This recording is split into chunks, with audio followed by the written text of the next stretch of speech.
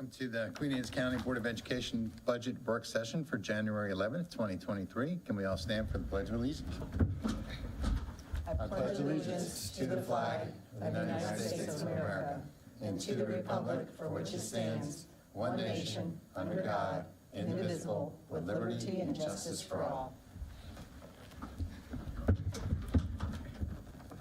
Okay. I'll make a motion to approve the agenda as submitted in front of us. Second. All right, motion and second. All those in favor say aye. Aye. First information item, budget workshop. Ms. Jane Towers, good evening. Good evening. Thank you for having us. Tonight we want to bring before you some foundation work in our FY24 budget workshop for our operating account. And I'm going to turn it. Yeah, I'm going to hijack Jane's presentation a little bit, but we're going to jump in and tag team it all together. But I kind of want to start out and thank Jane for her a lot of time and effort and energy that goes into the budget process. So we know that in an effort to provide a balanced budget, we need to accomplish certain things, and those are maximizing the achievement of all of our students through the budget process, giving us an opportunity to do effective recruiting, developing and training and not retention of staff, which is obviously these days much more difficult than it has been in the past. Creating that climate, that school climate that is conducive to learning, that is a safe and secure environment for our students and staff, making sure that we involve our stakeholders. We're going to talk about a survey tonight of how to do that as it relates to budget, and then making sure that we have those necessary resources so that we can achieve our mission and vision and our core values that we so look to as we move through this process. So if we move to the next slide, I want to talk just a little bit about the budget realignment progress. So last year when Jane and I first met and to discuss and talk about budget, we noticed that there were some capital project things that needed to move into category 15, and last year we successfully moved those things into category 15. So that was the first realignment in the process. The next thing that we did was we started looking at line items. What line items need to go into the budget so that we don't have concerns as it relates to upkeep and maintenance throughout. So deferred maintenance is what it's called, and so that we can eliminate deferred maintenance in the future to get in some line items that way, but also some things that we needed, such as textbooks and professional development for staff. So the things we need to get into the budget, painting every year, we need to have that on a rotation, so we're putting a line item for that. VCT, replacing a tile, we need to have a rotating basis for that as well, because we're always going to have a building that needs to be painted or a school that needs to have flooring. Textbooks, again, every year we know we're going to need textbooks. We should have it in our budget. So we've successfully done that. In addition to that, we went through and looked at what strategies can we pull on board to give our budget more of some sustainability outward. Not except for instead of looking at just next year, how do we look at it 4, 5, 6, 10 years down the road, and how do we plan for that?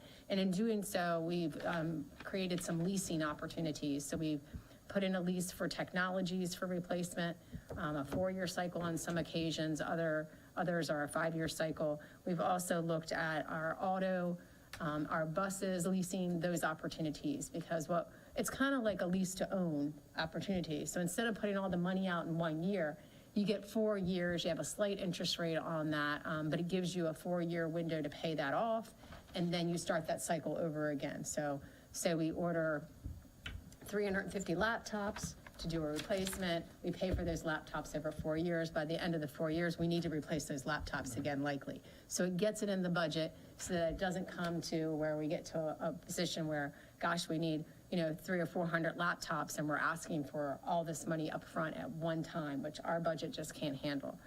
So we've worked in some strategies to do that. And we've worked in what we call the cost of doing business. So we know that we have inflation going on right now. It's higher, a little higher than we're normal, but we know that we always have to account for some type of inflation. And we just know that things go up. So the cost of doing business, fuel costs is a really good example of that. We know we have to run buses. We know that we have to pay fuel costs and whatever we have. So we need to build into our budget a little bit of an increase for that instead of having the same budget item. So say our budget item is $100,000, So instead of leaving $100,000 every single year when you know the cost is going up, then you get to a position like we are now, where we can't meet that so we're gonna have to do a budget amendment. So thinking ahead and adding a percentage to that so that we know our increase in our fuel cost line item is gonna go up X amount every year so that we can accommodate and make sure that we don't go over. And block grants, that was a really good example. So in looking at our block grants, each school gets what we call a block grant. And that's the liberty of the principal to spend that on the needs of the school. And so those have not been changed in 10 years. So we're obviously in 10 years, we know that they need to increase a little bit. So increasing those. And all of that helps us with, as I said, those deferred cost maintenance. So that's kind of the budget realignment process. It's taken us 2 years to get here, but I think we're in a really good position, and I think that next year's budget process will go very well, much like it did this year, but it seems to be getting more refined as we go through. Questions on that budget realignment? Yep, excellent.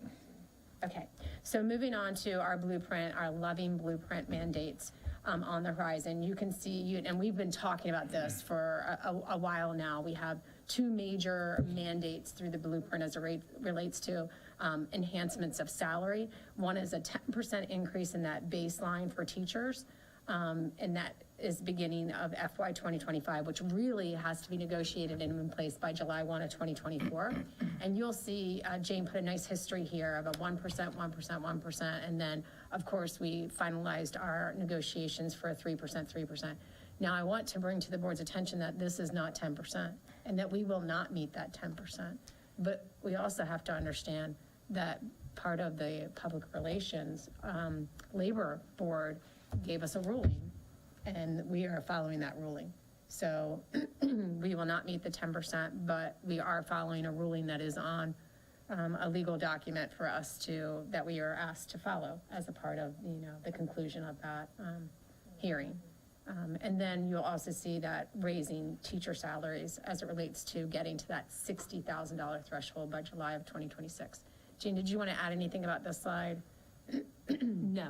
Okay. And the state's aware, and Yes. you've sent a letter to the state showing what our position was to try to meet our goals Yes. compared to what the state overruled us to do. So- And we've actually really included the AIB, which is your Accountability Implementation Board. Rachel Heist, who is their chair, she is well aware of it. They have an AG that they're getting on board right now, and they will allow that AG to create an opinion. And so we may likely have some other additional documentation to put with that. But as it relates to us not meeting that, that's our documentation that we'll provide to them, that, we are following the ruling that we are bound by law to follow. And we had a So- plan that was just overruled. Exactly. And the plan was to get us to the 10%. Exactly. Right. Yes, exactly. Yep, they will have all that documentation, and Dr. Kibler's been, the lead person on that, and has made that loud and clear, and has had those good communications and touch points with the state. I would like to add one thing too, as it relates to salaries and meeting that 60,000 threshold. The state is only going to compensate us for half. And then they have the wealth calculation too. So that's going to be on the horizon to think about, where they're pushing down to the local LEAs to pick up the difference in the salary increases. So that's something that we're going to have to calculate in our budget too as well. And we do have a slide in here that includes a lot of what we're gonna have, unfunded mandates. The bottom liners are unfunded mandates, and we'll talk about how we are addressing those in the budget. The next slide is basically just an FYI, just kind of a reminder that we don't want this to fall off your radar, that will be moving in, although we don't have to quote unquote negotiate this year, we do need to start thinking about and talking about and planning for negotiations as it relates to the career ladder. And you can see in here the mandates, and again, this is a really good place where Jane just said that, typically this would have been a 50-50, but when they're using the wealth calculation, it's not a 50-50. And so we are going to have to pull more weight as it relates to all of these categories. The perfect example would be for this current year, we have 26 nationally board certified teachers. That is $260,000 in a price tag to give them all that increase and enhancement to their salary. but we're only getting reimbursed 113,000. So you can see the delta there between 260,000 and 113,000. That is an unfunded mandate. So those are some things that we have to build into our budget that we're not necessarily prepared to do, and we're anxiously awaiting what other blueprint fundings will be coming our way so that we can recalculate what our, cost share of that's going to be. So When it says NBC teacher in low-performing schools, do we have any low-performing schools? we do not have any designated low-performing schools That at will this not affect time. our Yeah. budget. And I'll be honest, I'm concerned in one aspect because data hasn't been released. We talked about that at our board meeting last week. They said the state said data was coming in December. It was pushed to January, then pushed to later January. We just got notification we're not going to be receiving anything until February. And with that was a statement that they may be recalculating low-performing schools. So my concern is they're going to recalculate low-performing schools on an assessment that they gave us that said, just have your kids sit. They don't need to worry about scores and everything. So we're going to be pushing, as superintendents, we're going to be pushing back on that. We think that they just need to leave the calculation the way it is now, those that have been identified as low-performing schools now, and give us a good year to be able to establish a baseline and then see growth, potential growth for our students, instead of taking a test that really is challenging for us to use the data-wise. I had some parent call me on some tests they were taking in elementary school that data wasn't coming back to them, and Yeah. this stuff, and they asked for it, and then the teacher and the counselor said, we just don't have it. And, it's kind of hard to tell a parent that you can't get this, and we Exactly. can't. And we can't get it. And then we're going to try to make a financial decision in a budget if this affects us. It just, Yeah. Absolutely. We are definitely And challenged these with that. parents are worried about their children. What is this? And they say, well, it's everything's down. Well, everything's down, but we need to know real Right. numbers. And are you mixing apples and apples, or taking something that wasn't even taught? And for me, I think the best part is that we do have solid iReady data. And so that is giving us real-time data here in our district, comparable, that we can use as a plan of action to inform instruction. Unfortunately, the state data, being more than a year old, does not help us inform instruction right now. So we can't really hang our hat on that and say, oh, we're going to use this data and we're going to shift it programming and make a major decision, because I don't know that I can believe that data is true and real data and shows where our students truly are. But the iReady data, we're getting that in real time. It's very comparable. It absolutely identifies the strengths and weaknesses of our students, helps us to group students and to meet their needs that way. So I have much more value in the iReady than I do at the state level data at this point.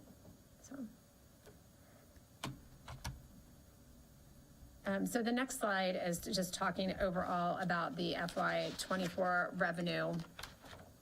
And just as a reminder, last year our revenue was about 62% was funded by the district, by the commissioners, by the county. And the remainder of that, with maybe a sliver of a percent or, right, but most of the rest of it came from the state. We do have a slight other revenue source, but anyway, so just to give you an idea, now this year we don't know exactly what that wealth calculation will be. I would anticipate it's probably going to likely be close. We typically are somewhere hovering around 60% for our commissioners to support us. So the state aid, we don't have draft numbers at this time. We're hopeful to get our numbers, I don't know, Jane, maybe by the end of the week? We're hoping, but the way it's been going, probably by the end of next week. One thing that we need to take a look at in the state aid is going to be the comp ed. Last year, they just did for 1 year under legislation. Yes. For a hold harmless. So we'll be And seeking we that. are optimistically thinking that maybe they might do that again this year, but we still have to wait and see. Right. So we are definitely seeking out, and the CFOs, the superintendents, they're kind of hearing from all of us that not every district, but some of us need that hold harmless. And much like we talked about last week, we know that we have a significant number of students or declining enrollment in one aspect, but it's not all COVID. Some of that, as Dr. Kibler provided additional information from you, was birth rate. So that's something that our team's digesting, because that means that we're going to be kind of flat. We need to look at our where we are right now with enrollment, and we need to plan ahead for our enrollment and not think, oh, maybe we're going to get 50 more kids or 100 more kids, which is what we were trying to predict out last year. But this year, we need to move forward. These are our numbers. If we have a couple more kids next year, that's fantastic, and we'll go with it, and we'll use those monies well. But right now, we're going to stick with, these are our enrollment numbers, and we're not moving forward, which brings us to the very next slide, which are our enrollment numbers that you saw last week. No change to this at all. And, we were down 33 additional students this year. So, and I know that we have, January is a time when students typically will move because it's coming to the end of a first semester. And we have had quite a number of students who are enrolling in our schools. And so hopefully maybe we will have a little slight bump, but we're not going to plan on that. We're going to plan on flat enrollment for next year as it relates. I have a quick question about the hold harmless. I must have misunderstood. I thought we knew that the state it wasn't called hold harmless, but that we were going to be getting state monies that they were calling something else. Is that not true, or we just don't know how many we're getting credit for at this point? What they're doing is there's, have blueprint mandates that they are actually in place, but it's restricted to in nature. So you have career counselors coming into the blueprint this year for '24. So we'll see a bump in some blueprint mandates, but the regular baseline state aid is what they call comp ed, and comp ed was set at the 19 numbers, fiscal Okay. 19. So we're interested to see if they'll do that again for '24 as well. Great, And thank that you. actually brings us right into the next slide as well, which is that the state aid funding breakdown, and you'll see comp ed is on there as the third item. So the foundational program is also monies that are coming to us, but unfortunately right now, we don't have a very clear breakdown on what's exactly in that foundational program. So we're still waiting on the state to give us that information. We ask a lot of questions and we'll say, well, how are we supposed to pay for that? It's in your foundation money. Well, how are we supposed to pay? But yet we don't have a breakdown of what's in our foundation money. So we do have general numbers, but we just don't have what's accountable in there. So that'll be one thing that we're anxiously awaiting and should get some clarification soon on that. Right, and over the next 2 years, we're actually required by law to actually break down the funding by student, by building. So that is our next project that we're going to end up tackling. But to Dr. Salen's point, we actually need the formula in place before we can actually break it down by student. So that's over the next couple years that we have to phase that in. And we have a lot of questions about some things on here, like CCR program. It hasn't been designated. The criteria is not there. And that's why right now with the dual enrollment, in the blueprint, it states that any student who has accomplished CCR status is able to do dual enrollment, but because we don't have that criteria right now, students are all eligible for that. So we're struggling with some of those things right now, but we're not alone. We're sitting in this together with all of our colleagues across the state of Maryland, that a lot of the things that are on this list here just need some additional clarification. And once we start to get those clarifications, then we can move forward with what, planning and such, so. Ms. Towers, we have to break this down by school and student. What about like Title I schools where we get more federal money for certain schools that might look like there's more money there because there's more need, and then all of a sudden, are we really making apples and apples, or do we have, you know what I mean? Is that going to be a problem? That's a very good point. I think that the state's push is to really show that, and that the districts have to show that there is more funding to those schools than other schools. So when you factor in Title I and restricted, and then when you factor in the operational piece as well, you'll see that those Title I schools are going to be funded more than regular schools. So they'll understand that there's a Yes. difference there. And that's I think what it's they're an expecting. expectation. Yes. It's an expectation that those schools are funded. They want to see that. Oh, it is, but I mean, Right. it's just if somebody comes out and says everything's got to be equal, Oh, no, no, no. you might not be. Yeah. I mean, they're equal, we're doing everything to the best for our students, but, there's different levels of need. Right, no, they will definitely want us to be spent, to Okay. be able to prove that we're spending more money on our Title I students than we are on our non-Title I Okay. students. That's definitely a push of the reason why they're doing this, to show that we are putting more funding into where we have higher needs than not. Yeah, and that's a really good point, too. What's compensatory education? That's our comp ed. That is, the factors that go into play there is going to be your enrollment and your free and reduced. And it's just another avenue that supports the schools. Another calculation. How are that we they doing use. with that? I know initially we were really lagging behind with our free and reduced meals because of the fact that before this year, everyone just got it. Are they? It's is that better. tricky? Okay. It's definitely better. Sid actually can speak to the numbers. Julie did an amazing job. Julie Let me see if I can find the numbers. We were considerably up Yeah. from previous years. Cool. Julie Hickey did a very nice job of going out to the schools and getting a hold of the parents and that really truly needed it, and identifying some other individuals that could apply for it. Let me do a little digging, but we are definitely way above where we were That's good. prior to Process was a COVID. little easier for parents. They put an opportunity online that was kind of more clean and streamlined, so we were able to capture a different population that way as well. But She Julie went to some open Hickey houses at each definitely- school. Yeah, I mean, definitely went out and really promoted it and promoted the reason why it's important to participate, so it was very No, good. I know we put a concerted effort in, you guys Yes. did, to Yeah, make it they were easier for great. them to sign up. Right, yeah. exactly. So moving on to the potential factors that, will definitely have an effect on this budget cycle. We know that we're seeing, an increase in the health insurance. That's 8%. Last year, we took about $1.6 million out of our reserve. Likely we would have to do that again this year. We really need to talk through that process, but certainly preliminary wise, these estimates are very high and don't seem to be coming down at all. Although Everside should help us with that, it's going to take us some time to get that in return. Of course, we know we have salary increases. I mean, ballpark, that's about $3.2 million. I know Jane has a lot of final numbers she's got to get out, but that's a good ballpark for you. Fuel costs, as I said, consistently we're running about $100,000 over a month. And so when you add that up month to month, that's definitely going to be some concerns. About a 7% inflation cost factor there. And we know that the average age of our buildings is 50. And so 50 years old, I'm 50. I feel it myself, and I know these buildings feel it too. So we need to give them lots of love. And then, as we've talked about over and over again, we have that ESSER cliff. And so we have to prepare for that. This year, we absorbed 9 positions into the budget. Again, we'll be absorbing more. And we have shared that with the board. We have a list and we know which ones need to come in and when they're coming in to ensure that we don't lose any positions of our staff that we have right now. But definitely takes a very good plan of action to make sure that when that cliff hits us, that we don't fall off and that we are in a good place.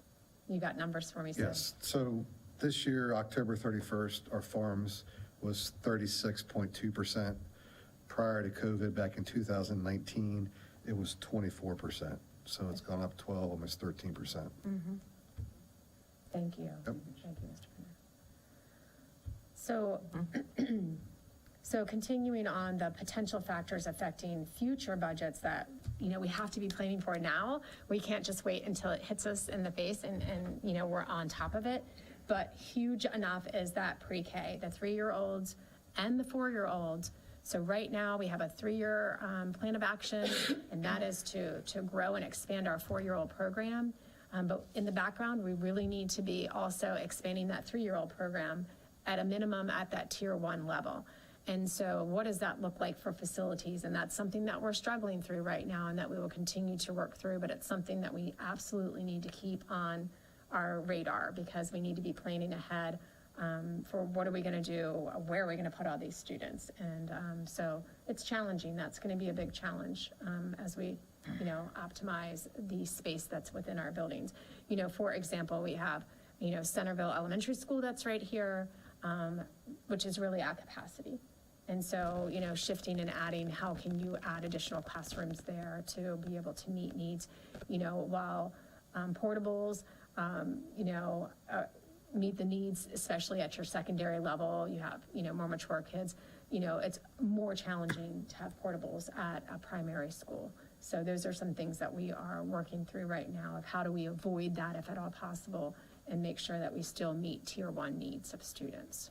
Then you have the playground equipment to consider too. The playground as well. equipment, which is about $500,000 a year to be able to replace equipment throughout and add pre-K and K, because developmentally speaking, those playgrounds look different than our upper elementary school. You know, the state expects us to work with daycare partners to be able to absorb some of those 3-year-olds so that we don't have to absorb them all. But in reality, we don't have any partners out there.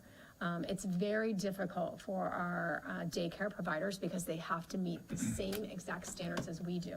So as we hire a certified pre-K teacher to be able to teach our pre-K 3-year-olds, they would have to have a certified teacher, which for them is a very big challenge. And so right now, unfortunately, we don't have any partners in our community, and I understand why, but it puts us in a position where all of that load comes on us. So again, we have to be able to somehow facilitate a program for 3-year-olds in all of our buildings where we meet at a minimum those tier 1 needs. And so that's challenging. So space in and of itself is going to be a challenge that in future budgets.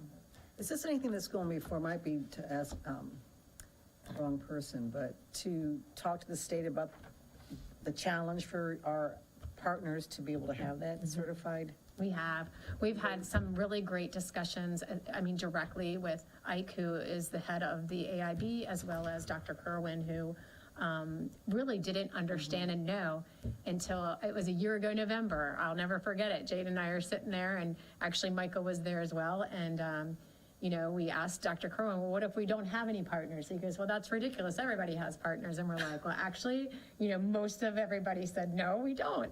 And so he was just shocked. And so that's something that, you know, they didn't think about it. They just assumed that why wouldn't you want to get money from the state to create a partnership with the school district? Because they just, I guess, I don't know, they just didn't think through the whole process. So we've personally right now, the superintendents are pushing to, at a minimum, divide out, and that's why you see 3-year-olds versus 4-year-olds, divide them out and do 4-year-olds first. Let us get our bearings about us. Let's meet the needs of our 4-year-olds, and then tackle 3-year-olds, so that it gives us a timeline of an extension.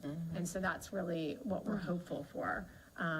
But they're not willing to change blueprint right now. They basically say, we've created a plan, you need to fail first. When we fail, then we'll come in with an action plan to create where there's a failure.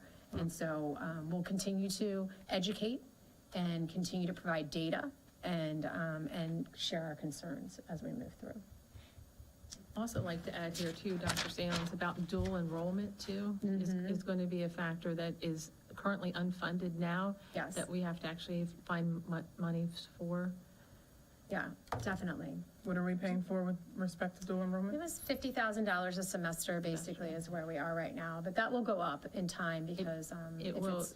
if it's not, you know, if the students don't have to pay for it, then. So we're paying for the tuition.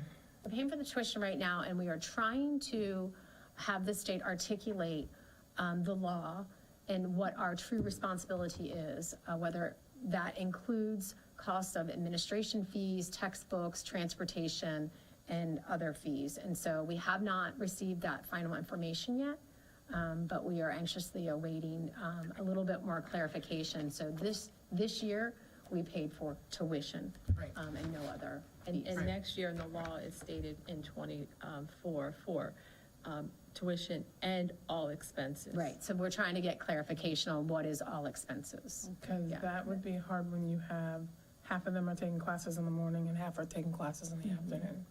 So another set of bus runs Right. and all the stuff that goes with Yeah. that. So we're strategically working.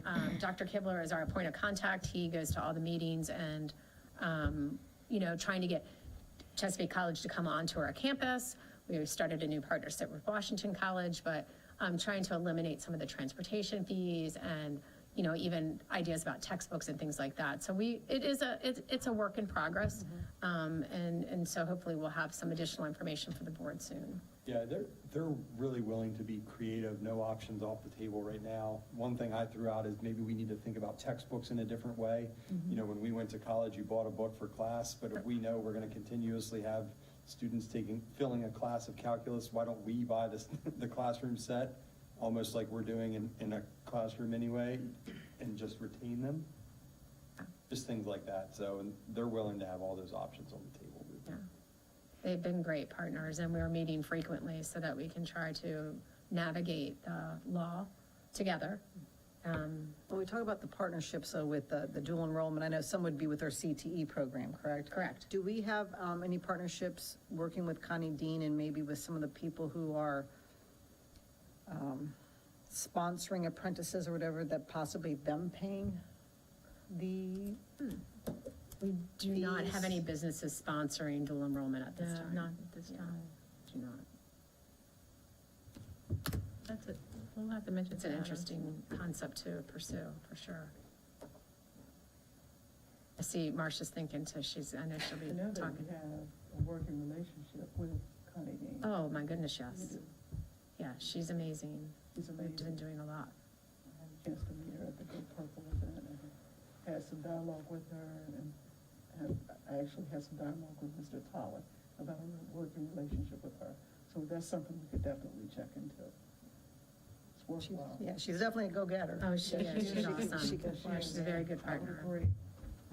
So, moving along, just to give the board an idea, I know that Mr. Schiffinelli was able to participate, but during that budget process, and he came to the round table, we received 250 requests from everybody, and the executive team has since gone through and identified and coded each one of those. So whether they are included already in the budget request, because sometimes people are like, oh, I didn't know that was already in the budget.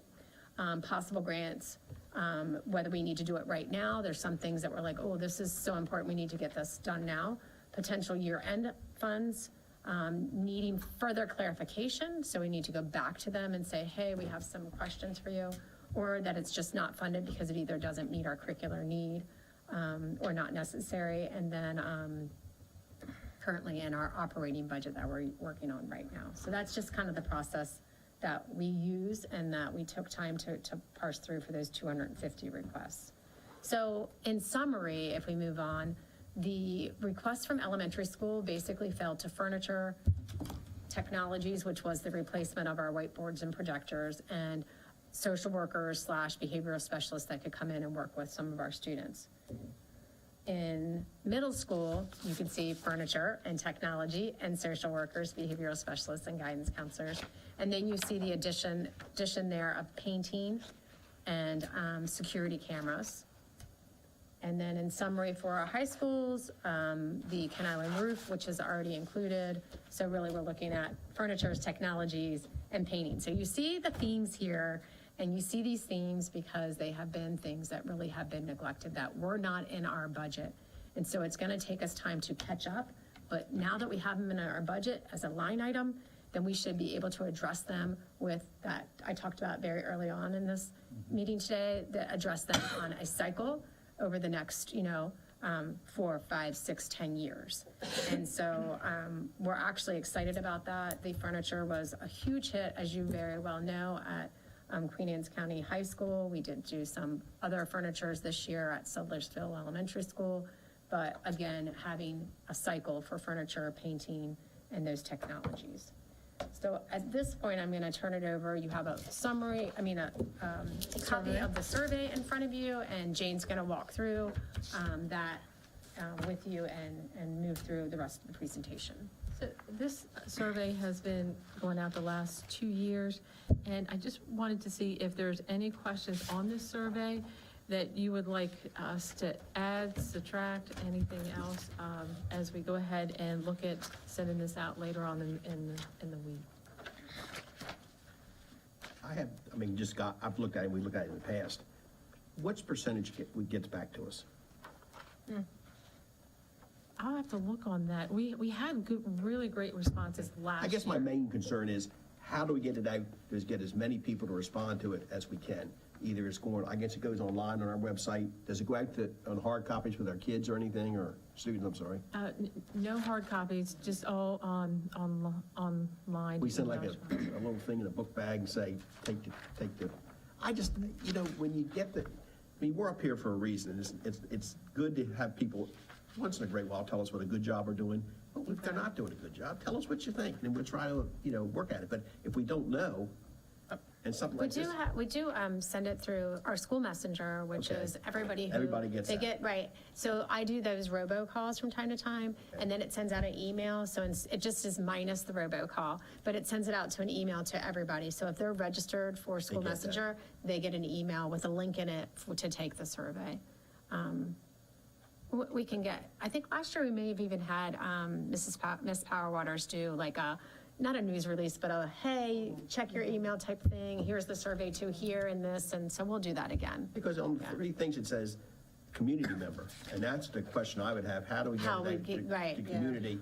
Because, I know Helen, we agree on some things, but what's that little thing that they send out when we do a review? Review, and yeah. they send it to the VFW, but not post Yeah. 18, they send it Yeah. 12, and, I just wouldn't. Well, this is a perfect time for me to give a good plug that our new website is wonderful, and go up to the right corner and you want to subscribe, because then you can get everything that goes out to anybody. If you subscribe, anything that goes out, it goes directly into your email. So if we have community people out there who want to stay involved and want to know what's going on, all they need to do is subscribe. And then when we have great news, like, a winner for, like our girls wrestling team, that, wow, that was amazing. If you want to keep up with sports, if you want to keep up with academics and everything, just subscribe. So it's a perfect commercial. Thank you. We don't, thinking about when we send out the flyers, when we're doing our policies and we send them out to stakeholders, could we get a link, I know for just Queen Anne's County in general has the civic alert, you can sign up for those alerts. Could we do the survey through an alert on that as well? Because a lot of people, if they don't have students, Right. they don't realize how valued they still are for input for this stuff. Especially if you're a CTE partner or you're a business owner, which I would say that maybe we need to add another category up there.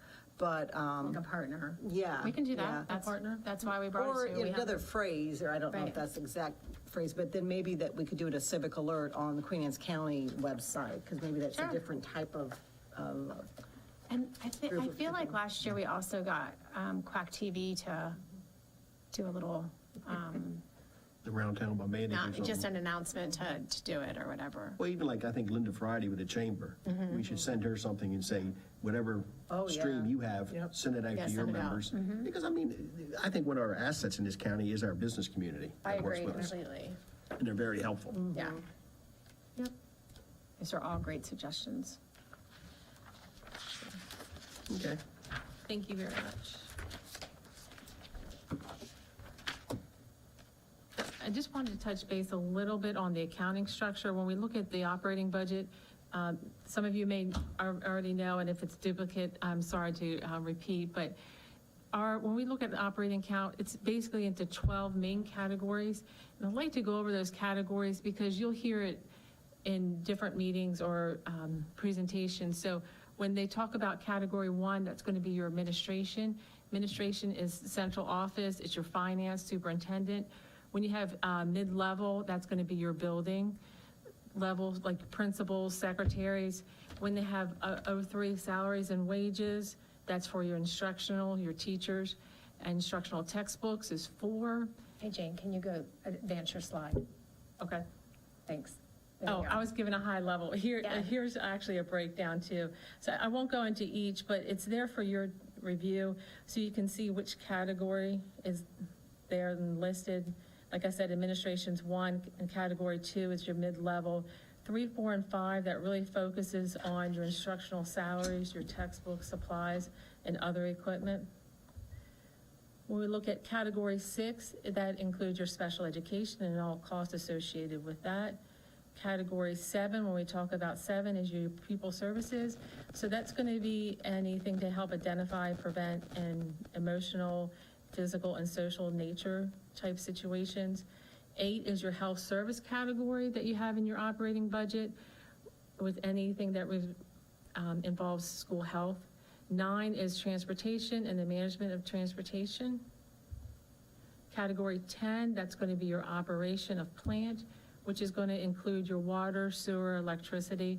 When we talk about category 11, that's going to be your maintenance of plant, and basically anything to the upkeep in buildings. And your category 12 is your fixed charges, which is the Social Security, retirement, workers' comp, general liability, and so forth.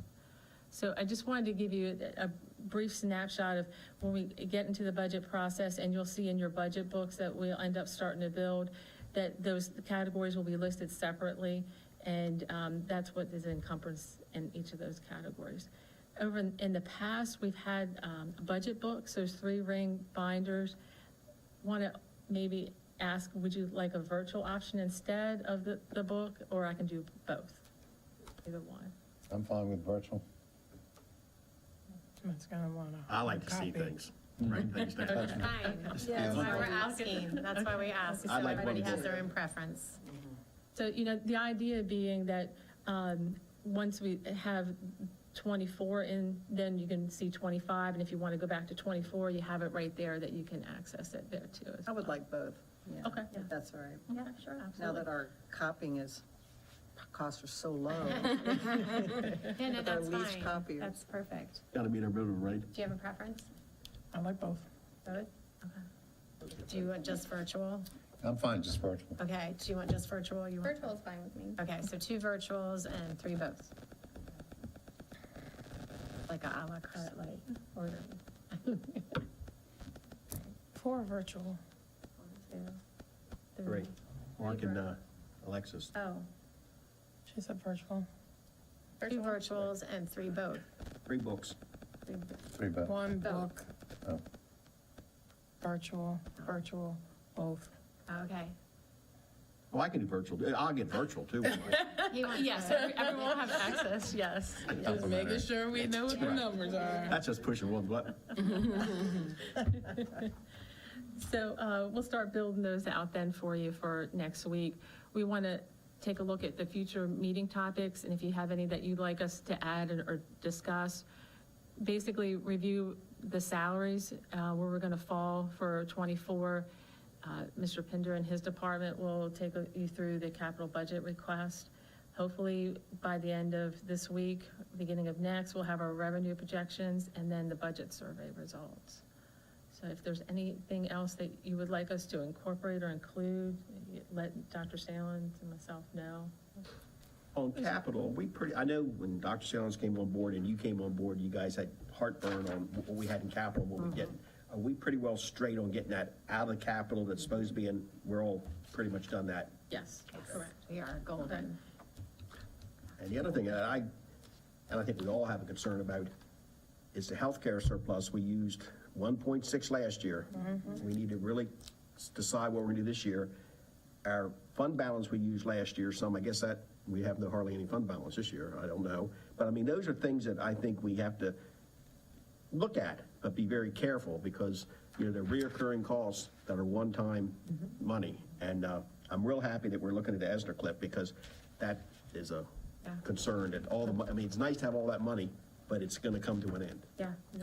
How do we increase our fund balance, in the first place? How does that So what work happens is if we're we so don't, tight? so we have a budget that we set out for this year, for 2023, and if we don't use all those funds that we allocated out, then we end up with a balance there. And that, if we don't use all of that balance towards one-time cost things that like, give me an example, one-time cost, something for SID. Elevator. Like Elevator. SID, something for SID, one-time Elevator. costs, then that money falls into our fund balance. Now, we do have a policy, so we have a ceiling and a floor, so we have to stay within that. We are very close to our floor right this minute because of the salary enhancement that we were forced to Absorb. use. Yeah, But to I mean, absorb. you talking about, and I guess it's mainly because salaries are a fixed thing, or what they are. Right. But with Mr. Pinder's situation, boiler goes up or an air conditioner goes up. You can spend 50, 100,000 or even more. And if we don't have a fund balance of, a Right. couple $1 million Yeah, well, on a our $100 fund million balance, budget, actually, our fund balance this year too, we have been kind of holding our breath because the state has not followed through with all of their grants. And so while we have LEADS money out there, we have Title I monies out there, we haven't received those monies back from the state for the reimbursement because they're so far behind. So we're 6-7 months into the process and we're paying, say, a Title I monies for certain staff members. And we haven't been reimbursed for those. So we have to use that money to float our whole budget. You got to remember, our budget's a pretty big budget, so we need those monies to be able to float different grants that we participate in. So that's a big thing that we need to always remember, that that's why you can't, that's why you have to have a floor and you can't have zero, because that floor, for me, I have to use it to kind of balance out and ebb and flow of the budget as a whole. And I'm assuming the county and the state and federal send us quarterly or monthly or bi-weekly checks. I mean, they don't pay it all up front, Supposed I'm to. sure. Right, our state aid, we receive every 2 months, and our county appropriation is every 2 weeks. But this year, and I'm sorry, this year, for instance, I'll give you an example. So we had an FTE at Centerville Middle School that we were not able to hire, we could not find, and we needed to start school, so we actually collapsed some sections because of numbers, so it worked out perfect this year, but it won't work next year. So we'll need that FTE still in place. But we had that FTE in the budget, so the cost factor of that FTE is sitting there. I got you. So that becomes a year. Unbalanced if we don't use That, them. I just wanted to try to give you an No, example. no, that's a good example. Sorry, go ahead. Well, and I feel bad because I feel like I'm addressing poor Sid when he's already That's okay, we'll beat him strapped. up. All right. But, I mean, I kind of think of just with all of our budgets, I mean, with inflation going up and you still have the same job and you can't count on your increases in your salary.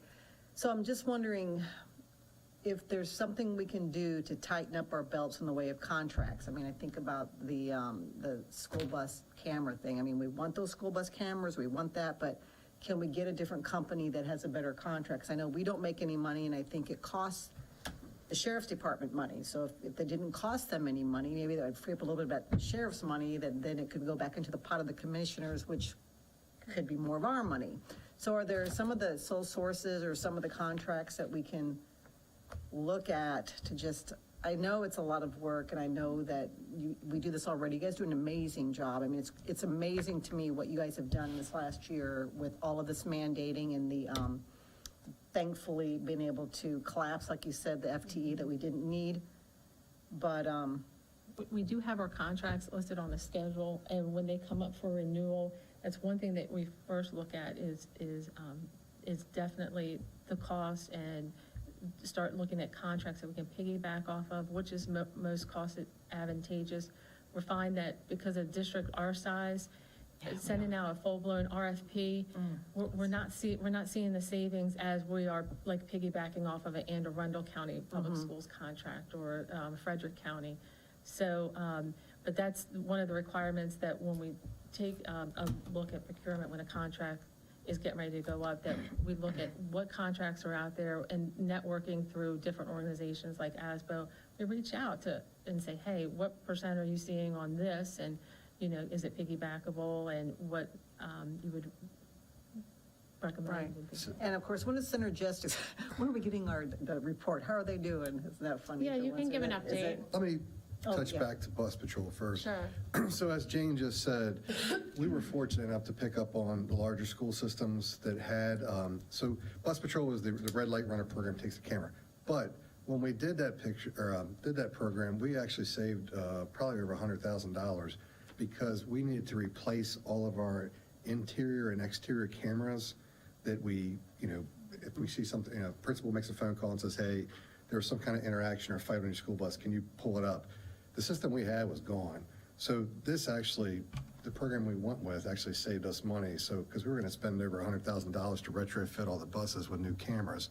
And now, instead of us going and pulling a hard drive out, we can actually do it remotely, call it in, and it is remotely sent to us. So it cuts down on it. So I mean, that package we were able to benefit, or else we would have had to go to the county commissioners asking for, you know, to redo this. Synergistics, we had our kickoff meeting last week, and then today we had several interviews for the potential candidates, and they went fairly well. Right now, they're gathering all the information, the utility bills, water, sewer, you know, Jane's helping out with that, electric, propane, heating oil, to analyze those. So I would say within another month, the person should be up and running, and then looking at the data and what has transpired. I don't think you're going to see any real comparable numbers for a couple months, just till it gets going. But Jim O'Donnell, our maintenance foreman, and Carla Pullen, our facilities planner, decided on the interviews this morning, so we have kind of a team buy-in approach to it. And it's about finding the right fit for the person that can not only have the skill set to understand HVAC and everything, but work with the principals and understand that, school doesn't stop at 4 p.m. There's something going on around the clock almost, it seems like. All the time. Great, thanks for the update. I do have one question. With the new salaries that we got assigned to us, is that going to affect any of our teachers? Like, are we going to have to let go of anybody or not fill any open positions because we can't make our budget because of this new salary requirement? I think once, we'll have better idea once we get the revenue numbers, what we're looking at first.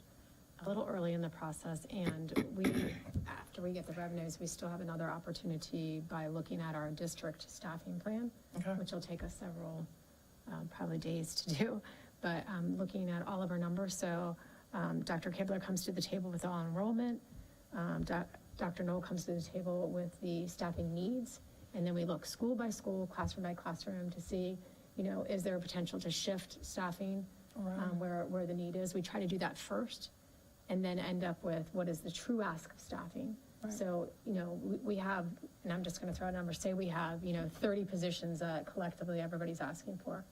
If we can shift staff around to meet those needs out of 15 of them, then we only have 15 staff members that, we have the ask for. So it's early in the process, but. Okay, just wanted to know. Very good question, though, because of the doom and gloom of our budget and what does it look like, and that Right. cliff, and how we have to absorb already positions. So I always say it's an orchestra. It's like, it's like an orchestra, and you have to make sure that everything is going on right so that you get that sound you want at the end. There you So go. you get that end result. So no doom and gloom. We'll have to think We're gonna be positive in this positive. room, and Yes. we're going to have We got a great team here There you go. that knows how to do this process well, so I have I all think good we faith do, in I think them. you all have done a lot of forward thinking. I feel confident that, and, last 50 years, 100 years, they always open up September the 1st. They do, So- you're right. It They're could coming. work out. Big Yellow will be out there on the road, and The they'll be bus will coming be across running and the the kids will be trail. coming off. Yeah. Very good. Thank you, Jane, so Thank you, much Mr. for Harris. everything. Thank you. We sure hope Any you feel other better. questions before we move on to the next agenda item? There's no action items. Next meeting is going to be the 18th. That's our normal work session. And if there's no other questions, do I have a motion to adjourn? Motion to adjourn. Second. All right, all those in favor say aye. Aye. Thanks, everybody. Thank you, very well. Always get a consensus on that. Sure.